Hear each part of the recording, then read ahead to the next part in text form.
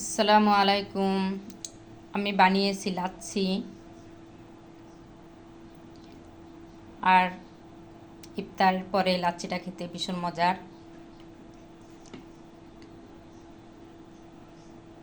তো আমি টক দই দিয়ে বানিয়েছি। তো সহজেই লাচ্ছিটা বানিয়ে নেওয়া যায়। তো বাসায় আমরা সহজে লাচ্ছি বানিয়ে খেতে পারি। মাত্র 2 মিনিট সময় লাগে লাচ্ছি বানাতে। আর খেতে ভীষণ মজার। রোজার সময় রোজা রেখে ইফতার করার পরে এই লাচ্ছিটা খেতে। আসসালামু আলাইকুম। আজকে আমি আপনাদেরকে তৈরি করে দেখাবো লাচ্ছি টক দইয়ের। তো আপনারা চাইলে মিষ্টি দই দিয়েও বানাতে পারেন।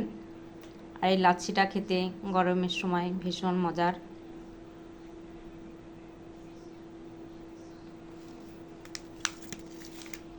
তো লাচ্ছি বানানোর জন্য আমি নিয়েছি টক দই, গুঁড়া দুধ, চিনি, তরল দুধ জাল দিয়ে নিয়েছি।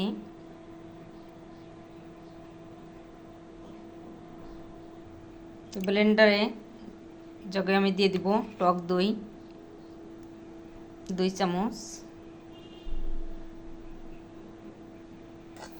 দিব চিনি 2 চামচ। আর টক দইয়ের চিনিটা একটু বেশি দিতে হয়।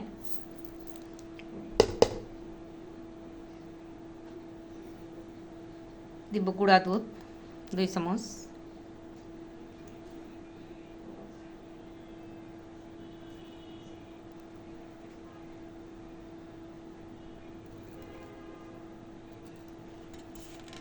দিব তরল দুধ। তো আপনারা চাইলে এখানে পানিও দিতে পারেন। তো তরল দুধ দিয়ে দিব বরফ কুচি। তো সব কিছু দিয়ে ব্লেন্ড করে নিব।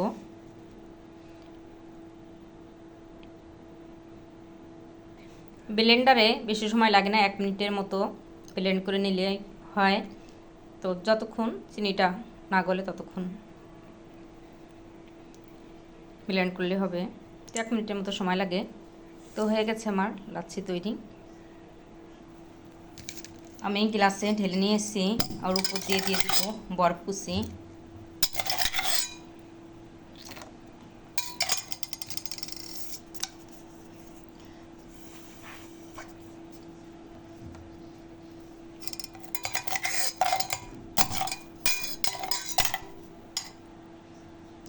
তো কত সহজে লাচ্ছিটা বাসায় তৈরি করে নেওয়া যায়।